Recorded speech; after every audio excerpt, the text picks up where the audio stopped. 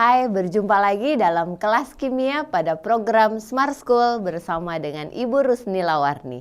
Generasi Smart School berkarakter cerdas.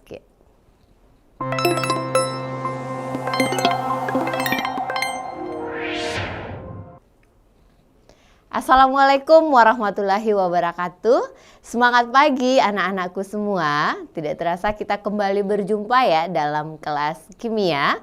Tentunya kita akan belajar kimia dengan asik dan menyenangkan. Nah, seperti biasanya sebelum kita memulai aktivitas kita hari ini, kita awali dengan berdoa terlebih dahulu. Berdoa dimulai. Oke, baik. Alhamdulillah kita sudah sama-sama berdoa. Semoga aktivitas kita pada hari ini mendapatkan berkah dari Allah Subhanahu wa taala dan kita semua senantiasa dalam keadaan sehat dan selalu dilimpahi kebahagiaan oleh Allah. Amin ya rabbal alamin. Baik anak-anakku semua, hari ini kita masih akan membahas terkait dengan kimia unsur. Pada pekan ini kita akan membahas tentang golongan gas mulia. Ayo, adakah kalian yang sudah tahu apa saja unsur-unsur yang terdapat pada golongan gas mulia? Dan gas mulia ini termasuk golongan berapa pada tabel periodik unsur? Nah, sebelum kita banyak berbicara dan mendiskusikan tentang gas mulia, adapun tujuan pembelajaran kita pada hari ini ada 3, yaitu yang pertama adalah mengidentifikasi kelimpahan unsur gas mulia, yang kedua mendeskripsikan sifat fisis dan sifat kimia gas mulia, lalu yang ketiga adalah memahami manfaat unsur gas mulia. Jadi pada pembahasan tentang kimia unsur kita akan banyak menjelaskan tentang apa saja manfaat dari gas mulia yang sangat terkait dengan bagaimana sifat fisis dan sifat kimianya. Oke, nah sebagai pengantar, ayo kalian bisa lihat ya, biasanya ini di mana nih pemandangan ini? Masih ingat kan yang pernah viral di tahun lalu yaitu Kapadokia. Nah, di Kapadokia akan lazim kita lihat pemandangan ada banyak balon udara, ada gas balon udara. Nah, kira-kira balon udara ini terbang dengan memanfaatkan apa? Apakah ada kaitannya dengan unsur gas mulia yang kita pelajari? Nah, kita akan temukan jawabannya selama kita mempelajari dan membahas tentang gas mulia. Nah, kalian juga bisa melihat. Ini biasa ya kita lihat ada adik-adik atau anak-anakku sekalian yang ingin melakukan sebuah pesta atau acara. Biasa kita meniup balon. Tapi apa sih perbedaan antara balon yang ditiup dengan balon gas yang biasa kita lihat juga dibeli? Biasa ada karakter balon gas yang kartun ya, atau pada saat kegiatan pembukaan porseni misalkan ada pelepasan balon sebagai tanda dibukanya kegiatan itu. Apa sih yang membedakan antara balon yang kita tiup dengan balon gas? Nah, kalau kita lihat di dalam balon yang kita tiup, otomatis ketika kita bernafas, maka udara yang keluar itu mengandung apa? CO2. Sedangkan pada balon gas itu diisi biasanya dengan gas helium.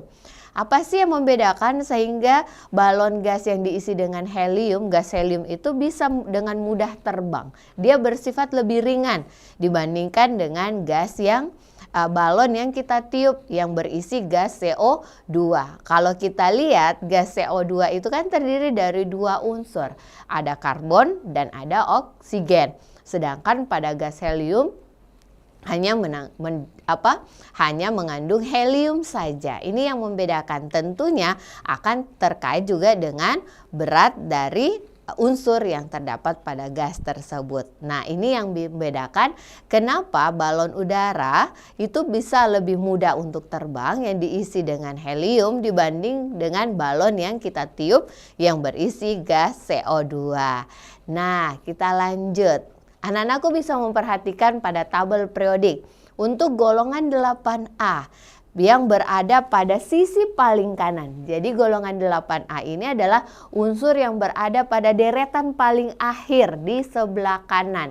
Di situ ada He, ada Ne, Ar, Kr, Xe, dan Rn. Nah, golongan 8A inilah yang disebut dengan golongan gas mulia. diberi nama golongan gas mulia. Jadi apa nak? Itu adalah unsur-unsur pada golongan 8A. Oke. Lalu kita lihat kembali unsur-unsurnya. Tadi ada He, ada Ne, ada Ar, ada Kr, lalu ada Xe dan Rn. Jadi ada 6 unsur pada golongan 8A yang masuk unsur-unsur gas mulia. He untuk helium, Ne untuk neon, Ar untuk argon, Kr untuk kripton, Xe untuk xenon, dan Rn untuk radon. Nah, bagaimana untuk memudahkan kalian untuk mengingatnya? Kita bisa menggunakan singkatan heboh negara Arab karena serangan ranjau. Jadi kalian boleh menggunakan kalimat yang mudah untuk kalian ingat. Ini ibu gunakan sebagai salah satu tips untuk kalian mengingat unsur-unsur yang terdapat pada golongan 8A. Apa itu? Heboh negara Arab karena serangan ranjau. Sekarang kan lagi viral tuh serangan rudal. Boleh juga kalian ganti dengan serangan rudal. Jadi He untuk heboh, Ne itu kita menggunakan negara, Ar Arab, Kr karena Xe serangan, kemudian Rn untuk ranjau. Boleh juga tuh nanti diganti dengan rudal. Jadi heboh negara Arab karena serangan ranjau. Nah, ini untuk memudahkan anak-anakku mengingat. Jadi helium, neon, argon, kripton, xenon, dan radon. Diingat ya, ini supaya kalian tahu unsur-unsur apa saja terdapat pada gas mulia. Nah, tapi kenapa ya disebut sebagai gas mulia? Ada yang tahu? Mengapa golongan 8A sampai disebut gas mulia? Pasti tidak sembarangan tuh yang disebut mulia. Biasanya kan Allah yang maha mulia, Tuhan yang mulia. Ada yang spesial nih pada golongan 8A sehingga diberi julukan golongan gas mulia. Kita lihat jawabannya adalah He, neon, argon, kripton, xenon, dan radon. Ternyata semua unsur-unsur ini berwujud gas. Jadi dalam suhu ruang dia berwujud gas. Maka disebutlah golongan gas. Nah, terus kenapa dia diberi nama mulia lagi? Nah, ini satu jawaban pertama. Mengapa diberi nama golongan gas mulia? Yang pertama dia gas karena semua unsur-unsur ini berada dalam keadaan gas atau berwujud gas pada suhu ruang. Nah, kemudian kita lihat dari konfigurasi elektronnya. Untuk helium itu konfigurasi elektronnya 1s2. Sedangkan untuk neon itu konfigurasinya adalah subkulit terakhirnya 2s2, 2p6. Lalu bagaimana dengan argon? Argon juga pada subkulit terakhirnya yaitu 3s2, 3p6. Dan untuk kripton bagaimana? Juga subkulit terakhirnya adalah 4s2, 4p6. Nah, bagaimana dengan xenon? Apakah juga sama? Dan konfigurasi elektronnya juga di subkulit terluarnya itu adalah 5s2 dan 5p6. Di sini kalian bisa melihat di helium hanya helium yang memiliki elektron valensi 2. Nah, kemudian itu pada subkulit S. Ini menandakan bahwa subkulitnya sudah terisi penuh. Elektronnya sudah berpasangan. Begitu pula pada subkulit terakhir untuk neon, argon, kripton, dan xenon itu berada pada subkulit S dan P dan elektron valensinya adalah 6. Masih ingatkah kalian tentang sifat kestabilan unsur, bahwa unsur itu akan menjadi stabil ketika memenuhi aturan apa? Ayo ya, adalah aturan duplet dan aturan oktet. Duplet ketika elektron valensinya 2 yaitu pada subkulit terakhirnya 2 khusus pada subkulit S, sedangkan ada oktet berarti terisi 8 yaitu semua elektronnya sudah terisi penuh. Anak-anakku bisa melihat bahwa pada konfigurasi elektron gas mulia semua elektron valensinya itu memenuhi aturan duplet dan aturan oktet. Berarti sudah mencapai kestabilan. Nah, inilah yang menjadikan dasar bagi gas mulia disebut sebagai unsur yang sudah stabil. Diberilah nama golongan 8A ini sebagai julukan gas mulia karena semua elektron valensinya itu sudah mencapai kestabilan. Konfigurasi elektronnya sudah stabil, makanya dia disebut sebagai gas mulia. Oke, nah dengan kestabilan itu maka gas mulia ini tidak dijumpai di alam dalam bentuk senyawa. Jadi mulai helium, neon, argon, kripton, xenon, dan radon itu tidak dalam bentuk senyawa, tapi dia dalam bentuk monoatomik. Jadi dalam keadaan berdiri sendiri, tidak dalam bentuk senyawa atau berikatan dengan unsur yang lainnya. Nah, inilah yang menyebabkan tadi gas mulia itu dalam keadaan yang stabil. Selain itu, keistimewaan gas mulia karena konfigurasi elektronnya yang stabil ini juga menyebabkan gas mulia bisa digunakan sebagai penyingkatan konfigurasi elektron bagi unsur lain. Biasa kan kita lihat dalam kurung Ne, dalam kurung He, atau dalam kurung Kr. Ibu ambil satu contoh, misalkan untuk neon dengan konfigurasi elektron 1s2, 2s2, dan 2p6. Neon ini memiliki nomor atom 10. Nah, kemudian kita lihat argon yang memiliki nomor atom 18 dengan konfigurasi elektron 1s2, 2s2, 2p6, 3s2, dan 3p6. Nah, maka konfigurasi elektron argon itu dapat disingkat menjadi. Jadi kita lihat dia disingkat menjadi, nah ini, dari 1s2, 1s2, 2s2, 2p6 ini kan sama dengan konfigurasi pada neon 1s2, 2s2, 2p6. Sehingga digunakanlah singkatan Ne. Ini 3s2 dan 3p6. Nah, contoh lagi, misalkan pada natrium yang memiliki nomor atom 11 dengan konfigurasi elektron 1s2, 2s2, 2p6, 3s1. Maka dapat disingkat ini Ne. Ngapa Ne? Karena kan Ne tadi nomor atomnya 10. Jadi ada selisih 1 dengan Na. Maka menjadi konfigurasi elektronnya Ne 3s1. Oke, seperti itu ya. Jadi karena kestabilannya tadi itu, maka konfigurasi elektron gas mulia ini bisa digunakan untuk memudahkan kita dalam menyingkat konfigurasi elektron bagi unsur-unsur yang lain. Oke, kita lanjut ya. Nah, bagaimana keberadaan gas mulia? Tadi kita tahu di alam gas mulia ini banyak bentuknya dalam bentuk gas. Jadi ditemukan dalam bentuk gas. Kemudian bagaimana keberadaannya? Nah, helium itu terdapat sebanyak 0,005%. Jadi jumlahnya sangat sedikit. Begitu juga dengan neon 0,015%. Sedangkan argon 0,94%. Untuk kripton 0,001%, sedangkan xenon itu 0,009% dan radon itu sangat sedikit sekali jumlahnya. Mengapa?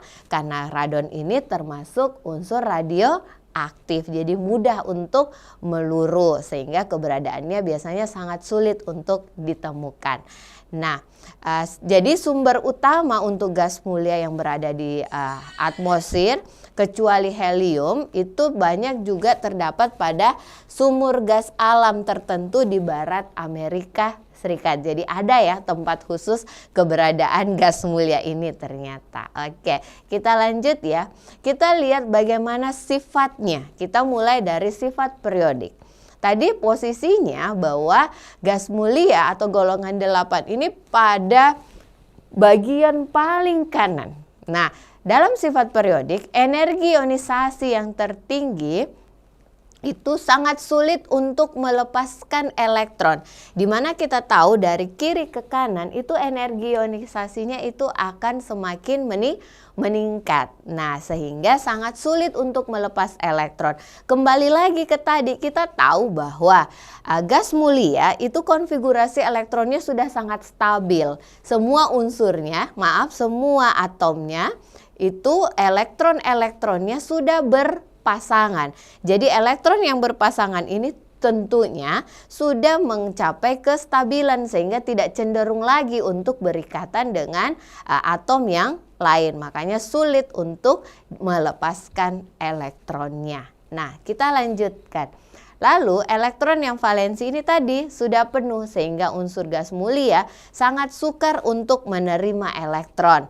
Ini terlihat dari harga afinitas elektron yang rendah. Jadi tadi elektron valensinya yang energi ionisasinya yang tinggi sehingga sukar untuk melepas, dan afinitasnya yang rendah sehingga sukar juga untuk menerima. Jadi dia sudah sukar untuk melepaskan, juga sukar untuk menerima elektron. Kita bisa lihat data harga afinitas elektron mulai dari helium, neon, argon, kripton, xenon. Nah, kalian bisa melihat nilainya. Dari helium itu minus 48 kJ per mol. Lalu di neon minus 120 kJ per mol. Ini sangat rendah ya nilai afinitas elektronnya. Lalu pada argon dan kripton itu minus 96 kJ per mol. Dan pada xenon minus 77 kJ per mol. Nah, ini semua disebabkan bahwa elektron valensi tadi yang sudah terisi penuh atau konfigurasi elektronnya yang sudah stabil. Nah, kalian bisa menyimak lagi kembali bahwa energi ionisasi yang tinggi serta afinitas elektron yang rendah menyebabkan gas mulia akan sangat sulit bersenyawa atau bereaksi dengan unsur yang lain. Jadi terbukti ya bahwa gas mulia tadi ini Ibu sebutkan di awal bahwa dia ditemukan dalam bentuk monoatomik, berdiri sendiri. Ini karena apa? Karena memang dia sangat sulit untuk bersenyawa. Jadi dia tidak reaktif, tidak seperti dengan golongan 1A yang sangat reaktif. Jadi berkebalikan ya sifatnya. Nah, lalu bagaimana dengan sifat fisiknya? Kita lihat bagaimana sifat fisik dari gas mulia. Jadi golongan gas mulia ini merupakan non-logam yang memiliki titik didih dan titik leleh itu di bawah 0 derajat Celcius. Nah, itulah ya kan, makanya dia dalam suhu ruang ditemukan dalam bentuk gas karena titik didih dan titik lelehnya saja itu di bawah 0 derajat Celcius. Kita bisa lihat datanya. Mulai dari helium itu minus 269 derajat Celcius. Untuk neon minus 246 derajat Celcius. Nah, untuk argon berapa? Minus 186 derajat Celcius. Untuk kripton minus 152 derajat Celcius. Dan untuk xenon minus 107 derajat Celcius. Dan radon minus 62 derajat Celcius. Ini baru data titik didihnya. Berarti titik didihnya itu sangat rendah. Bagaimana dengan titik lelehnya? Nah, untuk titik lelehnya kita lihat datanya. Anak-anakku bisa melihat data dari helium, neon, argon, kripton, xenon, dan radon. Itu dari minus 272 pada helium, sedangkan pada neon min 248, argon minus 189, kripton itu minus 156, xenon itu minus 111, dan radon minus 71. Anandaku bisa melihat kan fenomenanya bahwa titik didih dan titik leleh itu meningkat sesuai dengan bertambahnya nomor atom. Sengaja Ibu buat lingkarannya semakin membesar supaya kalian bisa membedakan, oh dari helium ke radon itu kan ukuran jari-jarinya pasti akan bertambah besar seiring dengan bertambahnya nomor atom. Ternyata dengan bertambahnya nomor atom juga ini menyebabkan titik didih dan titik lelehnya juga ikut meningkat karena ukuran atomnya juga yang berubah akibat penambahan nomor atom. Oke, kita lanjut ya. Ini terkait dengan sifat fisis. Lalu bagaimana dengan warna? Nah, warnanya itu transparan. Jadi warna unsur-unsur gas mulia ini transparan, kemudian tidak berbau, sehingga sangat sulit untuk mendeteksi adanya gas mulia. Nah, lalu bagaimana? Ternyata gas mulia juga ini bisa menghasilkan warna walaupun pada dasarnya dia tadi tidak berwarna. Tetapi ketika gas mulia dialiri arus listrik yang tegangan tinggi, maka akan mengalami proses perpendaran atau menghasilkan spektrum emisi yang memiliki warna yang spesifik. Jadi bisa menghasilkan warna tetapi dengan perlakuan tambahan yaitu dialiri dengan arus listrik tegangan tinggi. Kita lihat helium itu pendaran warnanya berwarna orange, kemudian neon itu orange kemerahan, lalu argon warna ungu cantik ya, kemudian krypton berwarna abu-abu, dan xenon itu memberikan pendaran warna yang berwarna biru. Tentunya nanti sifat fisis ini akan terkait juga pada pemanfaatan dari gas mulia. Nah, kita lihat bagaimana sifat kimianya. Tadi sudah sifat periodiknya, sudah sifat fisisnya. Nah, sekarang bagaimana dengan sifat kimia dari gas mulia? Yang pertama, umumnya kondisi yang diperlukan untuk membuat gas mulia ini bisa bersenyawa sesuai dengan prediksi Pauling bahwa atom gas mulia yang mudah mengion memiliki energi ionisasi kecil.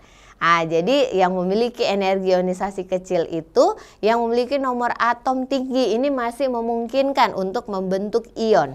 Nah, ketika membentuk ion kan tentunya bisa berikatan atau bersenyawa dengan ion yang lainnya. Lalu atom yang sangat elektronegatif inilah yang bisa membuatnya berikatan dengan gas mulia. Jadi contohnya fluor dan oksigen ini bisa berikatan dengan gas mulia. Nah, ini berdasarkan Neil Barclay, dia berhasil mensintesis senyawa dari gas mulia untuk pertama kali itu pada tahun 1962. Senyawa yang terbentuk adalah XePtF6. Jadi xenon ini bisa bersenyawa dengan Pt dan F6. Itu tadi disebabkan karena energi ionisasinya yang rendah tadi. Nah, lalu pembentukan senyawa xenon dan F2 dilakukan dengan cara memanaskan pada suhu 400 derajat Celcius dalam wadah nikel yang tertutup. Jadi, ketika ingin membuat xenon dan fluor ini berikatan, maka dibutuhkan pemanasan yang sangat tinggi. Nah, ini kan untuk membuat xenon ini bisa membentuk ion. Jadi dibutuhkan suhu yang tinggi tadi. Jadi ada pendesakan. Jadi senyawa yang bisa terbentuk itu bisa XeF2, bisa XeF4, XeF6 berbentuk padatan kristal yang stabil jika tidak bersentuhan dengan air. Oke, seperti itu ya. Nah, jadi ada untuk krypton, xenon, dan radon ini masih memungkinkan untuk membentuk senyawa, sedangkan untuk helium, neon, dan argon ini sangat sulit untuk membentuk senyawa. Nah, ini tadi karena dia bersifat untuk xenon dan radon ini dia bersifat tidak stabil. Nah, sekarang tadi kita sudah bahas terkait dengan kelimpahannya, sifat fisisnya, sifat periodiknya, dan sifat kimianya. Lalu bagaimana dengan manfaat? Nah, seperti yang Ibu sampaikan sebelumnya bahwa pemanfaatan dari unsur-unsur itu baik dari golongan 1A, alkali, alkali tanah, halogen, dan gas mulia ini pasti terkait dengan sifat-sifatnya. Baik itu sifat kimianya maupun sifat fisika. Nah, kita lihat dulu manfaatnya. Pertama dari helium. He atau helium. Nah, kita lihat helium ini memiliki sifat yang tidak berwarna, tidak berbau, tidak beracun, dan juga merupakan gas monoatomik. Nah, kira-kira helium banyak dimanfaatkan untuk apa? Yang pertama tadi yang di Kapadokia sebagai gas pengisi balon udara, juga karena dia tidak beracun dan ringan, campuran ketika dicampurkan dengan oksigen juga dimanfaatkan pada pengisi tabung gas pada penyelam, dimanfaatkan pada tabung gas pada penyelam. Nah, ini manfaat dari helium. Lalu kita lihat lagi untuk neon. Neon dengan sifatnya yang tidak berwarna, tidak berbau dan tidak berasa, juga tidak beracun, dia inert, lalu termasuk gas monoatomik yang tidak mudah terbakar. Maka neon ini dimanfaatkan untuk apa? Ayo, ada yang tahu manfaat dari neon? Coba kita lihat. Nah, neon itu banyak dimanfaatkan sebagai gas pengisi lampu. Masih ingat kan lampu neon ya? Jadi lampu neon itu ya seperti pada gambar kalian bisa lihat itu banyak menggunakan pengisi gas dari neon. Lalu juga sebagai tabung TV yang dulu tuh, sekarang kan kita sudah banyak pakai LCD ya, LED. Nah, kalau TV tabung yang zaman dulu itu masih diisi dengan gas neon. Nah, sekarang kita lihat lagi untuk argon. Nah, bagaimana dengan sifat argon? Nah, argon juga itu tidak berwarna dan tidak berasa, tidak berbau dan inert, juga termasuk gas monoatomik yang tidak mudah terbakar. Tadi titik didihnya minus 186 derajat Celcius. Banyak digunakan untuk apa sih nih argon? Apa saja pemanfaatannya? Nah, argon ini pengisi gas dalam lampu pijar. Jadi kalau tadi neon itu lampu neon, kalau ini lampu pijar beda ya pendaran warnanya. Kalau lampu pijar itu biasanya warna yang dihasilkan itu berwarna kekuningan. Kemudian juga argon ini banyak digunakan sebagai injeksi gas argon. Nah, dalam bentuk aerosol, argon juga banyak untuk pengawetan bahan dalam kaleng.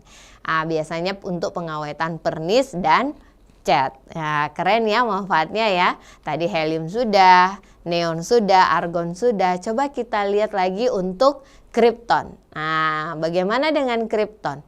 Kita lihat. Kripton dengan nomor atomnya 36, itu dia tidak berwarna, tidak berbau, tidak berasa, lalu juga tidak beracun, monoatomik dan tidak mudah terbakar, dengan titik didihnya itu minus 152 derajat Celcius.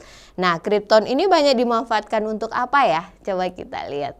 Apa saja pemanfaatan untuk kripton? Nah, kripton itu banyak dimanfaatkan pada lampu landasan pesawat di bandara.